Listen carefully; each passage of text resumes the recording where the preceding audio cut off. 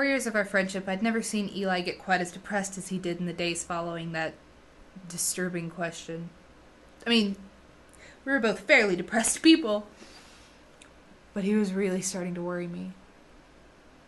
I still don't know where he went for those 3 days, but on Thursday, I was sitting in our house, silent as usual, wondering where he could be, but too scared to go looking for the answer. I didn't know where he could be. Maybe he was in jail, or maybe he was dead.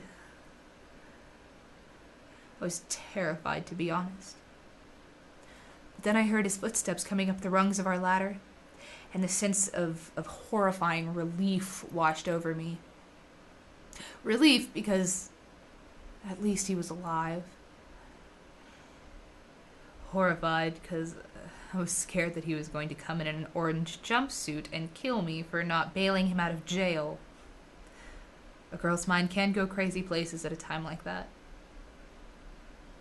He finally reached the top of the ladder and came through our door.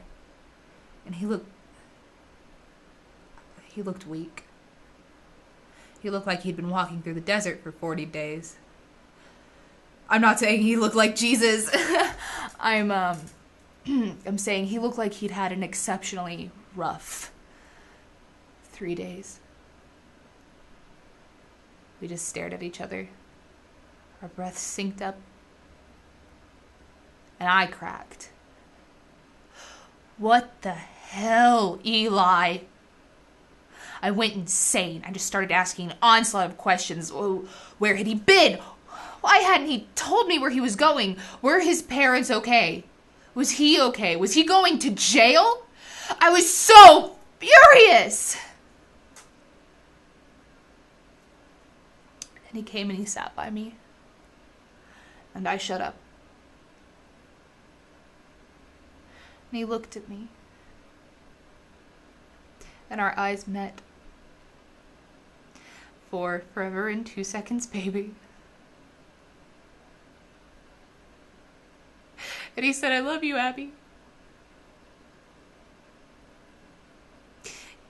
It was like a movie.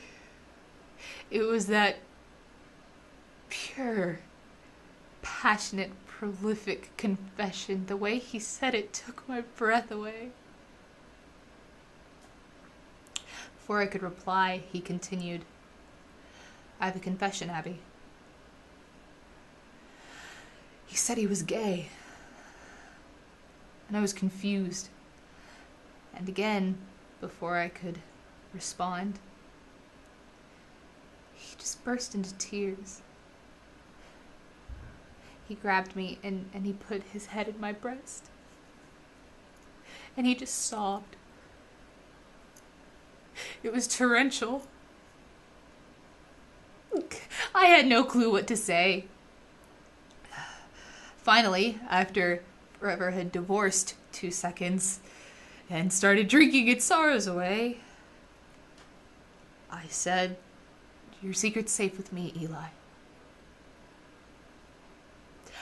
I don't know if it was a secret or if he even wanted it kept safe.